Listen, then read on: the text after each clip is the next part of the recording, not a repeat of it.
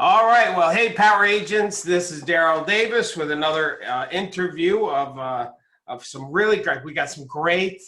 We got a twofer this month. Very excited. We have Joanne, Joanne, help me. Krzywulak. So Joanne Krzywulak and Mary Crawford, both from PA, the Central Joanne Agents. Say hello, ladies. Hello, everybody. So I'm going to jump right into it because they're both power agents, and Mary had shared something that really inspired me that I wanted to share with you guys. So first of all, before we get into that, Mary, Joanne, do me a favor or do yourselves a favor. Tell everybody that's listening to this interview your contact information, what company you're with. So if they want to reach out to you to refer business to you or to ask you questions like that. So go ahead. Joanne Krzywulak, Century 21 Remagli. We're located in Fairless Hills, Pennsylvania, which is in Bucks County, about 40 miles north of Philadelphia. Okay. It's a busy area. Bucks County's, it's located close to New York, Trenton, Philadelphia. So it's a very healthy market here. What's your average sales price? I would say probably in the $300,000 range. We're not in the high end of the county. We're in the 250 to 350, somewhere in there. Okay, and then we also got Mary Crawford. So you guys are a team together, yes? Yes. We partnered up about a year. We partnered up about a year ago. So you started working together a year ago. Now, how did they contact you? Do you have an email address, website? Yeah. Yes. We each have our own Emails. We each have our own separate emails. Give it to us. Oh, okay. Well, mine is jkrzywulak at remagli.com. jkrzywulak at remagli.com. And mine is Mary Crawford at AOL. MaryCrawfo at AOL. Awesome. Okay, very good. Now, you guys have been, how long have you been in real estate? Years? Well, we like to tell everybody between the two of us, we're almost 50 years. So we're about 23 years. Yeah, 23 years. We were both licensed about the same time.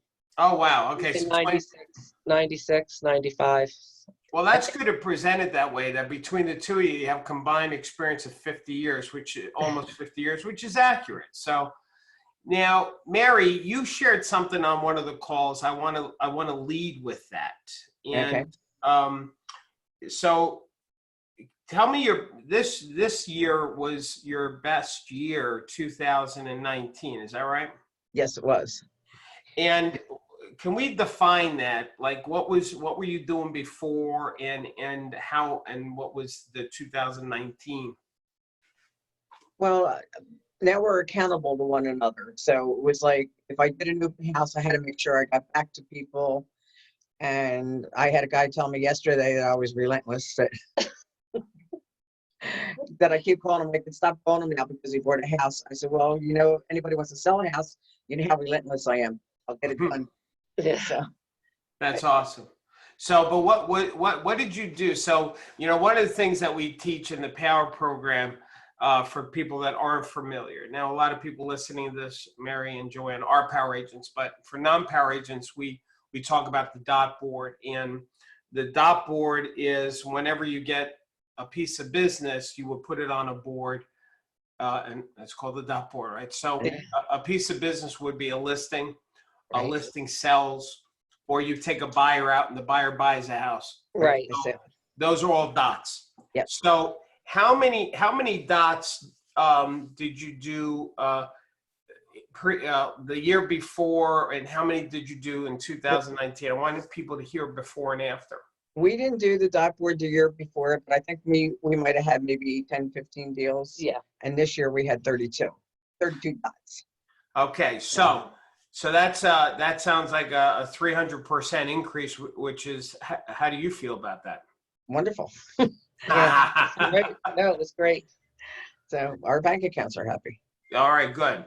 Now you guys said something interesting before we actually started doing the recording, and that was, you're already thinking about, all right, what do we got to do in 2020 to hit the ground running?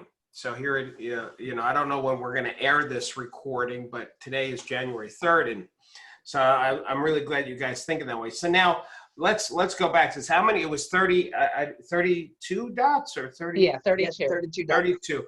So what would you say? So 32 to maybe 15 in the previous year. I'm sorry, that wasn't 300%, but it was over 200%. Now, what would you say was different in these last 12 months than the 12 months prior? Because that's pretty dramatic increase. And so let's kind of capture that for people, put it into a bottle. I think the fact that we teamed up, Darryl, Yep. helped us a lot. Okay. Mary's strong suit and my strong suits are different. She compliments me and I compliment her. I call her my lucky charm for an open house. She's very open. People gravitate to her. She's amazing at an open house. She always comes back with leads or sells the house, or she's amazing. I'm more, and then once she gets the customer, I can kind of take it from there. I pass them over to Joanne. And I gets the paperwork. I do the paperwork and it's a nice mix that we have. And I think customers really like the fact, like when I'm on vacation, Mary can pick up, or vice versa. Mary goes away, I'm around. We don't drop the ball anymore. And when we need business, one of us plans to go away because then the other one gets swamped. Right. Well, that's good that you kind of cover each other's backs. Now, between the two of you, who's the main person? Who's in charge? Nobody. No, nobody. No, we're not at all. But we work really well together. Like Mary said, we're accountable. We come back Monday morning. We go over anything. Like we do a lot of open houses, Darryl. And I'm not a big fan, but I know it's a necessary evil, to pick up leads, and we do, and we follow up with them with emails, cards, phone calls. And all right, I want to distinguish. I'm going to break up this conversation into a couple of things. First of all, I want to talk about the dynamics between the two of you, and then talk about the specific strategies that you're doing. Like, for example, why you're doing open houses, why are they successful? Let's go back to the personalities. I purposely asked you who was in charge because that was a trick question. I expected you to say what you said, which is neither one of you, because that's probably why your partnership is working, because you both have an equal respect for one another. Would you agree? Absolutely. With that? Absolutely. All right, good. Now let's talk about the personalities, because there's people listening that are not in a partnership relationship. They're trying to do everything themselves. They may see what you guys have put together as a possible option that they haven't considered. So if somebody is struggling by themselves, and now they hear Joanne and Mary, oh, maybe I should partner up with somebody, maybe that would help me.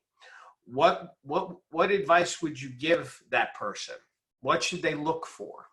Somebody that has the same work ethics, that wants to put the time in. Okay. Right. Somebody that's wants to work as hard as you do. Okay. That's why it works. It's not like I'm doing all the work and, Mary's sitting on a beach somewhere or vice versa. We both work equally as hard. And I'm the morning person and Joanne's the afternoon. This is true. I hate 9 o'clock floor time, but Mary will take it. I usually schedule the 12 o'clock one, to be honest. But yeah, I mean, a lot of agents, seasoned agents would say, oh, open houses aren't worth it. Floor time isn't worth it. Phones don't ring as much in the office anymore like they used to. That is true. We don't get the volume of calls anymore like we did back in the 80s. But I got to tell you, we get walk-ins and we still get phone calls. And it gives you time to make phone calls. So, right. So if you're in here and you're on the floor, it makes you come in and do. Look at all these names we Yeah. haven't called recently. Right, It's- exactly. So it just gives us a reason to be here and a reason to work. And just being on the floor is just a bonus. And to me, one of the best parts of being partners is when you have a problem, and everybody in real estate runs into problems every deal. They're not so tough because now you got two of you working on the same problem and to find a Solution. Yeah. solution. And it's a mountain you can climb together. So Yeah. I used to panic, but now I don't have to panic because Joanne's here with me. And Yeah, we work it out. so You if know? I'm panicking, she takes over. And if she's panicking, I'll take over. It Yeah. sounds like the two of you should get married. Her husband would appreciate you living with them. Her husband. She took my crazy dog, so Yeah, that's that's good. good. It's okay. But I just think it gives you a lot more freedom to you have more time. I know that sounds crazy, but when you're working by yourself, you're so muddled down with the deal, trying to get it to the table Right, and everything. right. This kind of just gives us more time to farm, And to we- market ourselves. we just had a deal with, and it had solar panels on the house. We had to sell it. And I would never do another one with solar panels. That was a nightmare. But it was a learning thing. And when they were talking to us, I didn't understand, Joanne understood. And then she would say to me, what did he just say? But, so it was like two of us working on that problem, trying to figure this out. Yeah. Now, let's go back to the money for a second. So would you say that you guys, so you've been in both business over 20 years. Would you say you working together this past year that you actually individually netted more money this year than all the other 20 years? Yes. Yeah, absolutely. Yeah, because I didn't put nowhere near as many deals on. If I got a deal a month, Yeah. If I got a deal every 2 months, I thought I was doing good. Yeah. Now it's So even though you're splitting your money, Right. you're still netting more because of all the other benefits of the emotional support, not being Right. alone, encouraging each other, the two agents out there bringing business in. Is that right? yeah, Right. exactly. And splitting the cost of marketing. Yeah. So I'm very excited for you guys. So am I. Looking forward to 2020. 2020. I really am.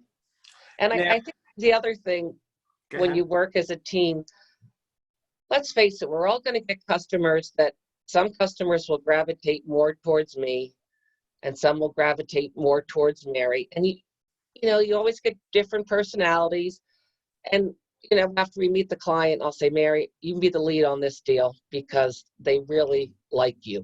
You know what I mean? It just kind of, You can read people. you can read people and just say, so she'll say, yeah, you know what, I'll be the lead person on this. And then we go that way. Now, do you guys pool your money like waiters pool their tips, like whatever the total amount is, you just split it 50-50? Yep. Exactly. Now, one of the challenges some agents would have or have had is that one feels like they're doing more work than the other, and it's not fair. Have you guys had that experience? Well, No. for a little bit, I felt like Joanne was doing more than her share. And I sort of felt guilty about it because like she would do all the paperwork and that's a lot of crap, and I sort of felt bad. But then I figured, well, we compliment one another. When she's doing that, I'm making phone calls or, Right. Exactly. Exactly. And sometimes when my sphere of influence or whatever is quiet, Yeah. Mary's sphere of influence, they're calling her. Like when when things get quiet, I'm like, oh my gosh, what are we going to do? what are we going to do next? So it kind of takes the pressure off of me. I need to bring in a paycheck every month. I have bills to pay like everybody else. I need money every month. So if it comes from my sphere or Mary's sphere, it doesn't matter. It's just, it gives us peace of mind. If I don't have anything in my pipeline, Mary does, and vice versa. I probably will say this more than I'm going to say now. I am really excited for you guys that you found each other, because it's not easy to find what I can hear that you guys have found in each other. So that's so, one of the parts that I just love hearing you guys talk is the not being alone. Right. You Yeah. know, it can be a very lonely business. So the two of you working together, caring, supporting, loving each other, encouraging the other. I mean, that's got to be incredibly valuable. It It is. is. It is. It truly is. And it makes it a lot more fun. We go out Right. on listings together. Um, we're not joined at the hip. Of course, we show houses by ourselves and stuff like that. But when we go on a listing appointment, we go together. And I got to tell you, when you tell people you're getting 2 for 1, I'm not here, Mary's here, they like that. They like the fact that we're not going to just disappear.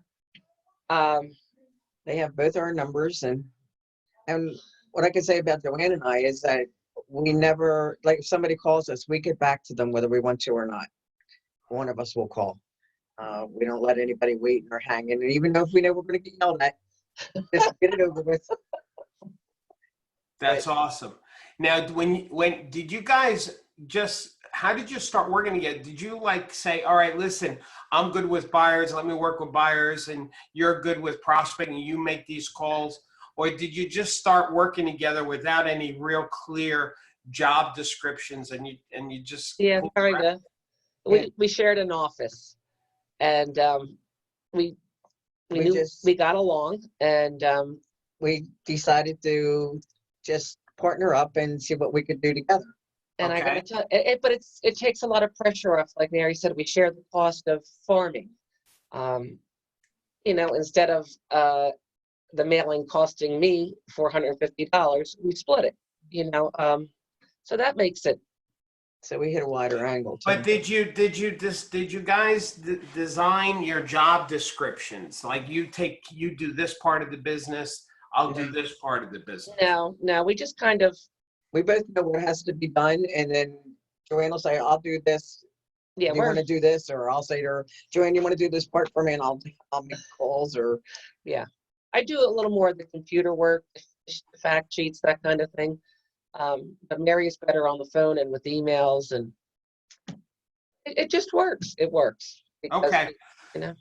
All right. So all right, here's the next thing that I'm learning. So what you guys did was, some people would say, all right, if you're going to get together on a team or you're going to partner up with somebody, the first thing to do is write a job description. Who's going to be in charge of this aspect of the team, and who's going to be in charge of this? Like somebody might be in charge of calling FSBOs, getting the appointments. This person will be in charge of entering it into the computer and doing the servicing. But you guys didn't do that. You just came together and let's just shake up stuff and let's do it, whatever that looks like. Yeah. That's what I'm hearing. it's like you said one time before in one of your seminars, don't overthink it, jump in and do it. Yes. Great. So that's sort of how we did it. Love it. Okay. Now let's go to specific strategies. So what are the things that you guys did together that got you these 32 dots? Whether you talked about open houses, where first of all, where's most of your dots? Is it getting the listings, or is it from the taking buyers out and showing property? Listings. It's listings and listings sold. We had very few sales on the dot board. Yeah, now that I'm looking at it, yeah. There's like 8, right? Yeah. 2, 4, 5, 6, 7. Yeah. That makes my heart. It warms my heart. Yeah. But we will come together at night, and like after dinner, whatever, Mary and I'll come in and we look up the expireds on through Bright And Redx. and we'll call them. I mean, we did get one. We did get one expired this year, and I gotta tell you, it finally closed. We got it in April. It finally closed, but I'll tell you, that was the hardest listing we ever worked. And I always said to Mary, I said, be careful what you wish for. You might get it. But Yeah. we got it. It's closed. But it was like, oh my God. And it's like our specialty has been, list your house with us and move out of town and we'll take care of it. Don't worry. Yeah, you know what, that's one thing, but The last 3 deals, we did everything for the seller. It's like, yo, yeah, guys, I think if we learned anything this year, we're gonna charge. really tired of babysitting houses. Honestly, Darryl, I mean, I don't think that should be part of our gig. Well, But what we do you do mean it. by babysitting houses? What do you mean? I mean, people, they list the house, they move out of state, and you have to be there for every inspection, the appraiser, this or that, because it's on an alarm, and they don't want to put it on a lockbox, and blah. They have cameras all over the house, and um, last one, Killer. yeah, that one, and then the other fella, he was down in Georgia, we're in Pennsylvania, and I'm cleaning out his garage. I'm like, really?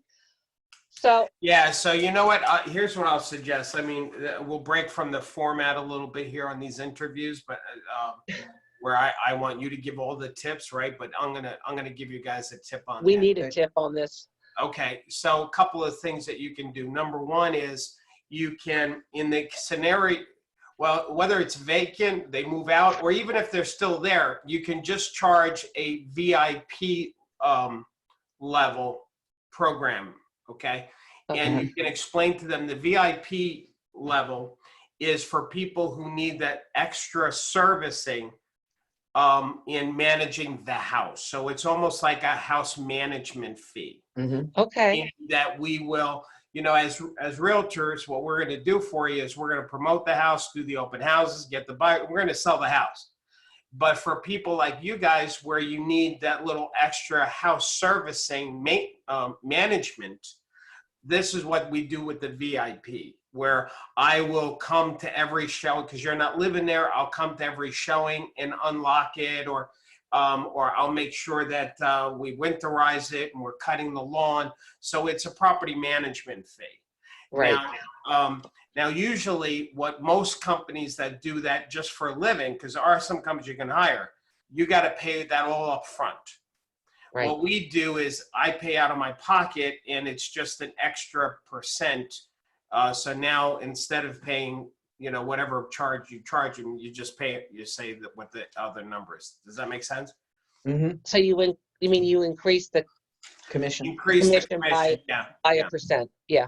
Well, that's the one takeaway from this past year, because I think we spent way too much time babysitting and providing extra services for sellers. Yeah, you've got to decide which services that you want to include.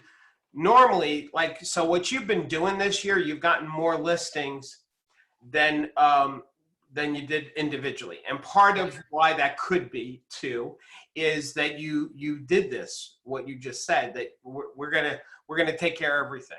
So you really impressed your sellers, right? But you may have given too much. And that's why right? So you've got to decide which do you want to keep and not charge extra for, because that's going to continue to help you get listings. But you've got to draw that line. If they need any more than this, then yes, we have to charge. Right. Exactly. Well, The last one, that was the tough one. It was that we had a deal and then it fell apart and she had already moved to Seattle. So that's where we got stuck doing everything. yeah. And that, But it sold again, thankfully. All right, good. All right, well, let's get back to the brainstorming here. So now you do a lot of open houses, yes? yes. Yes. Mm-hmm. And why do you do that? To get your name out in the neighborhood, really, with me. And we send out some cards that we're doing the open house, invite people over, the neighbors. Yeah. It's tougher when we're doing an open house for one of the other agents. We do a lot for our broker. Yeah. But So yeah, we do a lot. Wait a second, you'll do open houses for other listings that are not yours? yes, Yeah, if we don't have any we listings. don't have anything to do that week. Sometimes we'd have one and they don't want to have an open house, and Or it's sold quickly. So this market is very hot here. So if you get a new listing and it's priced right, Mary and I, you know, she'll do one, I'll do another, because it's going to sell. But I don't really want to do an open house on a listing that's been hanging around for 3 or 4 months. we pass on them. We'll pass on them. the new listings, and if the agents don't want to do it, we'll do it. Yeah. Because we've sold several just from being there, you know? Now, when you get the buyers that come from those open houses that are not your listings, I'm assuming the listing agent doesn't get them, you get them. Yeah. Oh, Right. yes. Oh, yeah. Yeah, It all comes to us. there are buyers. Yeah. Sure. Okay. Next question is, when you do the open house for the other agent, you promote it to the market saying you're doing the open house. Well, I don't usually send cards out if it's not our listing that I'm doing an open house. If we're doing one for an in-house, we just put our signs up, and our company is one of the few that still advertise in the paper and actually does everything on the internet. Okay. So most of the time when we get people come in, though, when they sign in, they say they've seen it through the internet. Yeah. Now, why wouldn't you do a postcard if it wasn't your listing to promote that open house? Because most of the time we don't have enough time. We find out Monday we're doing one for Sunday. I see. Yeah. If the listing comes in like even Tuesday or Wednesday, we'll It's just, usually a time frame. we'll put it in the, we'll put it on the internet and do it. We don't get something from every open house, you know. Sometimes you just get looky-loo. Sometimes you get everybody that has an agent. But overall, we've gotten quite a bit of business from Yeah. open houses In this year. the last year, I sold more from an open house than I did in 20 years. Yeah. Really? What's happening with the market? Yeah. Mm-hmm. So Now, you said you invite the neighbors to an open house when it's your listing. Did I hear that right? yes. And how do you do that?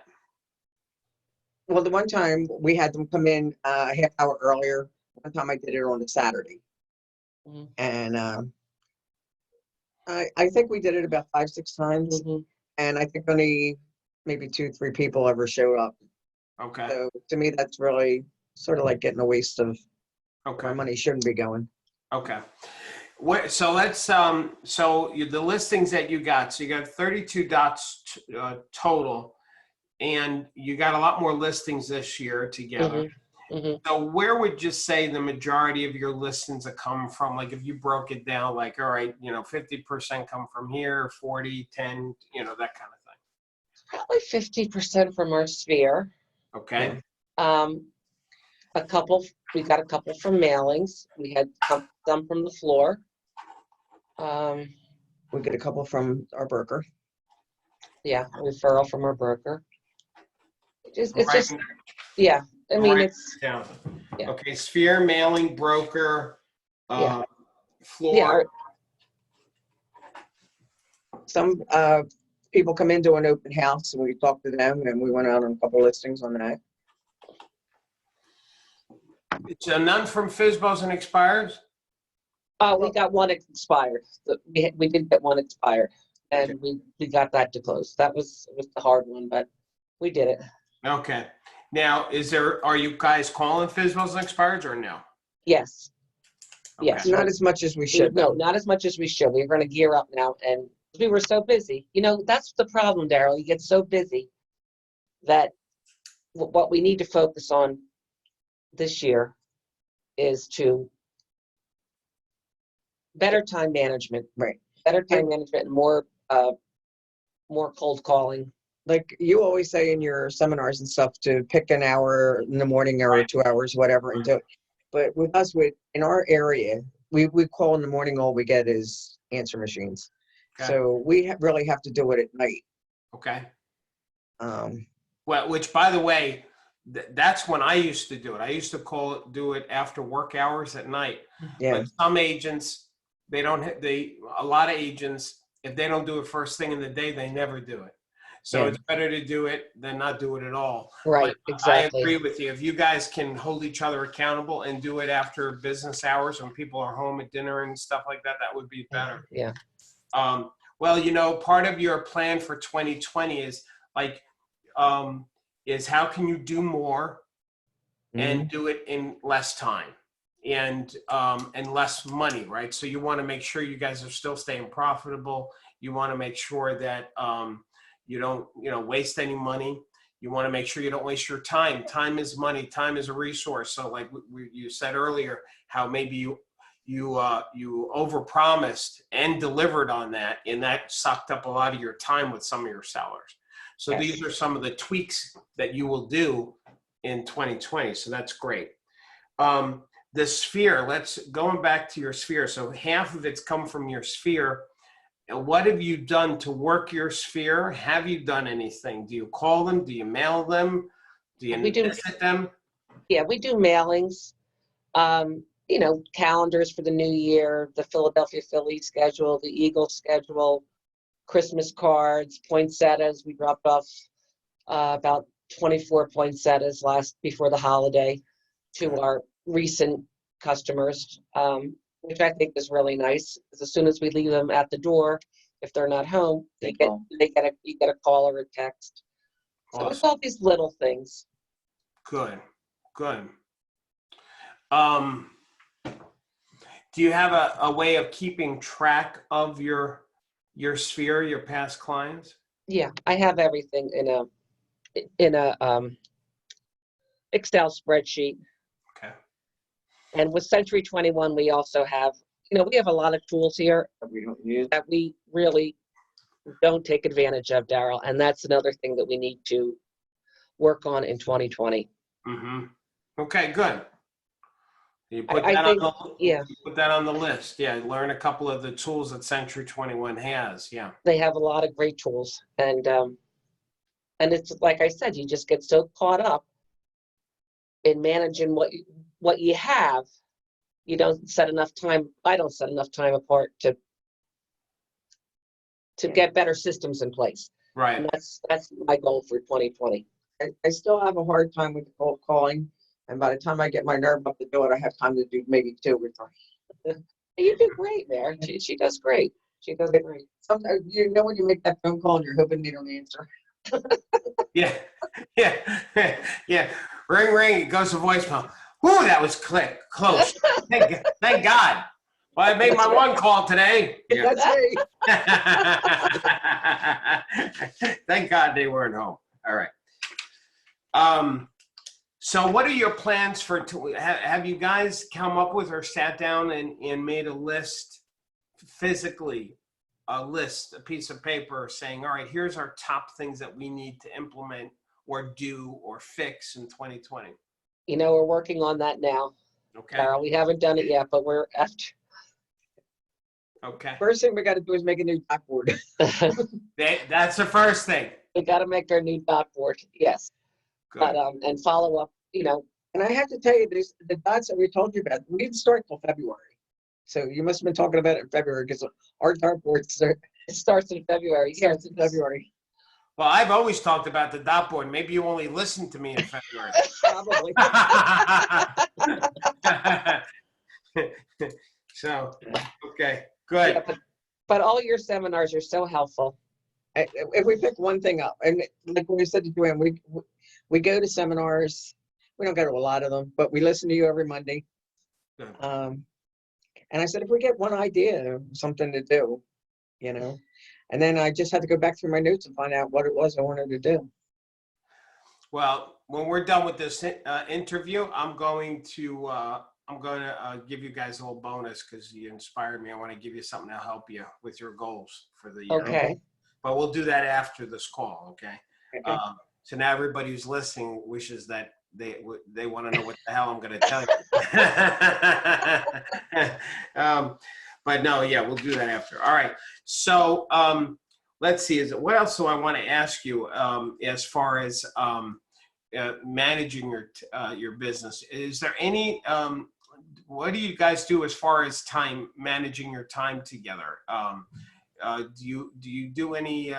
Let me ask this question. Is there a software that you guys love to use individually or together? Not me. No, like it's in terms of Any software. No, not really. We probably Okay. no. Mm-mm. That's fine. Because that's a good answer because some people, Joanne and Mary, they hear, oh, you have to have this website or you have to have this software. And if you're not doing this software, you're not paying for this, and here you guys are like, we're just being connected with people. the old-fashioned way. That's great. You know, people need to hear that.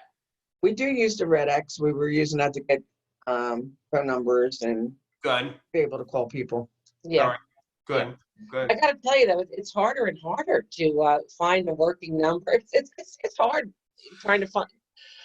You know, Yeah. a lot of the numbers are out of service, and it's getting tougher and tougher. Yeah, Redx, I mean, Redx only finds what there is to find, and if it's not good, if it's bad, if it's old, you're still going to get that. But I think their real strength is at least it's organized in one place. It saves Yes, you time. yes, Because if you were to do absolutely. if you were to try and find it, you would find the same disconnected number or something. But meanwhile, you're wasting all that time to find it. You know. Right, exactly, So exactly. So the Redx is very helpful. good, good. When it comes to the buyers, is there? How are you guys with representing the buyers? Do you have a system? Like, do they come into the office first? Or do you meet them at the house? Is there anything that stands out about how you work with buyers? I usually show them one house, maybe two, and then they have to give me their paperwork from their mortgage person. I'll give them, time, because I might meet them at an open house and then they might want to see something else. But they have to connect with the mortgage person right away because we're not running around if they can't afford it or we're in the wrong price range. Hmm. Right, Okay. right. Yeah, That's good. Go ahead. and when we get, like, the spring market was really busy. Spring and summer, we were really busy. So we would just divide and conquer, I would go in one direction, Mary would go in the other, Hmm. because we had to get those dots on the board. And one So, of the other things with the dot board, yeah. and we didn't start doing it until June. I'm looking at our dot board. We put the dots up, but we never put the address of the property. Okay. So Then it got like, wait, we're looking at all these dots. I'm like, what transaction was that? what was that? What did we do to get that? And we couldn't, if we didn't know what it was for, because like when you're running out of ideas to do something, we'll say, well, how did we get Ivy Lane? Or how did we get Trenton Road or Yeah. whatever, So it's easier now that because then we'll remember other than just looking at blank dots. It's so great that you said that. I had now see that I haven't taught, and honestly, that's what we used to do when I managed. We didn't put the address. We put the name of the seller in the listing Okay. dots, and on the selling dots, we would put both last names. So if let's say, on a contract, we would put the buyer's name, but we'd also put the seller's name if it was our listing. So that's how we did it. So Yeah. But I'm going to give you guys a tip with the dot board is don't get a new. I don't remember your dot board. Did you have different colors or No. just one color? Just one color. And they're just in the column they belong in. Here's my tip then. Don't get a new board. Use the same board, just change the color. Oh, Okay. there you go. So And that way we could tell whether we're doing better than last year. Exactly. Oh, I like that. That's very good. Very good. That'll motivate you guys because if, let's say, like, for example, what's the first month that you recorded your dots? February. February of 2019. So let's say it's February right now. How many listings did you get in February last year? One. We got one listing. Yeah, that's fine. So if let's say this was February now and it's February 3rd and you got one listing, that's one dot, you're even with last year. So let's get one more. Like if you challenge yourself that you want to get at least one extra dot every month over the previous year, you'll increase your revenue at least by 20%. I like that idea. That's great. Yep. Okay. Good. Great. All right. Got a goal. Gotta go. All right. So before we wrap this up, is there anything else that so if you were talking to, you both have combined, as you said earlier, almost 50 years of experience. You have found each other and this is working. If an agent came to you and said, boy, I need help, and I'm thinking of maybe joining up with somebody else, again, what kind of tips would you give them? You already gave one, that's finding somebody who works as hard as you do. That was an Right. awesome suggestion. Is there anything else you would say to that agent? I would say share an office. Oh, yeah. Because that's how we started, really. We share the same office. And so we see how one another works firsthand, rather Yeah. than if you were out in the workroom or whatever. Right. Um, And I think the benefit of working with somebody else is, or even just coming into the office in general, which a lot of new agents don't want to do. They're missing out, because when you come into the office, you're listening to what's going on around you. The other deals, problems, successes that other agents are having. And you learn from that. You learn just by being here. What are the new UNO codes, or what's going on in the mortgage business, or what, or a problem and how they sound. or how they Take care of solved it. See, that's what I think these younger new agents, they just think, oh, I can do it from home, but you're not learning by being at home. Come into the office, see what the other agents are doing, and learn from them. I got to tell you, I'm going to put a bow on that, Joanne, because, I totally agree with you that, for real estate agent, not working in a office is similar to this younger generation that chooses to text versus making a phone call. Mm-hmm. In other words, the texting has hurt the younger kids in actual communication. I was talking to a college professor at one of the top entrepreneurial colleges in the country. As a matter of fact, all they teach is how to be a business person. That's the only major, Babson College. And they're a professor, and they said they had to add a class to negotiating on communicating, how to communicate with people, because the college kids coming in, because there's so much texting, they've actually lost the ability of the English language to speak, if I'm making sense what I'm saying. And so, and I may be going over the top with what I'm saying, but it's saying, like, the benefits of working in an office with other agents, things rub off. You learn from one another. You hear of other stories, the energy, it supports you, right? It brings you to another level because you're not alone now. You've got these colleagues that you're around. You're sleeping, drinking, feeling real estate, as opposed to just being alone in your car or at your home office. Right. Exactly. And we're fortunate here because we have like a family style office, and we meet for lunch almost every day. And I was going through a rough period, and I didn't want to go out of the house. And my daughter lives in another state, calls me on the phone. She said, "Go to the office for lunch." Back on track. Yeah, that's right. It's true. It's true. Because we would exchange ideas and thoughts and what works and what doesn't work for somebody. You always pick up.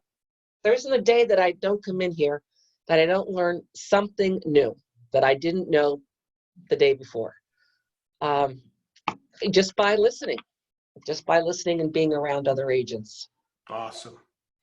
Well, listen, this was a great call for me. I love this. I think you guys have given really some inspiration for some agents that, again, like, you've both been in business for over 20 years, and you now, after 20 years, have had your best financial years individually. Yes. Because you found each other. And that I know that's giving a lot of hope to a lot of agents that are listening to this. So I'm so thankful that we did this interview. I really appreciate you guys spending the time to share yourself. And I'm looking forward to your seminar at the end of the month. On Long Island? Yeah. You're coming? Yeah, I'll be there. Awesome. Very. All right. Well, hopefully Joanne may have to stay behind and manage the business. That's usually what happens, Darryl. As soon as she's out the door, the phones are blowing up, and so I encourage Mary to go away all the time. That's awesome. So we get busy. Listen, do you guys have one website where it would have a way to get a hold of you guys? Yeah, we have one. Oh, God, don't. Even if it's the company site and they can look you both up. Yeah, Whichever. in the Century 21 Remagley. Darryl, we do have a website. I'm so embarrassed. It's through, oh my God, I can't even think of it. Needless to say, I'm going to stop it because that's another thing that we have to work on. Yeah. It's the, oh, for God's sakes. You know what you do? Hang on. Let's do it this way. Can we I'll have give it to can we have your cell numbers? Yeah, okay, I'm Joanne, 215-962-6580. And Mary's 267-798-5583. Awesome. That'll be great. So anybody listening to this, if you want to get in touch with Joanne or Mary, you got their cell numbers. And so I'm going to say goodbye to everybody. But you ladies stay there. And so gang, there you go. I hope this was helpful for you. I thought this was awesome. I'm very excited. And anyway, don't forget, we don't just help people buy and sell real estate. We actually help people get to their next level. And so really what we do is we help change people's lives, and the money that we make is only a gauge as to how many lives we've touched. So go out there, focus on helping serve people, not sell people, and the money will follow. And until I talk to you all, don't forget to keep smiling.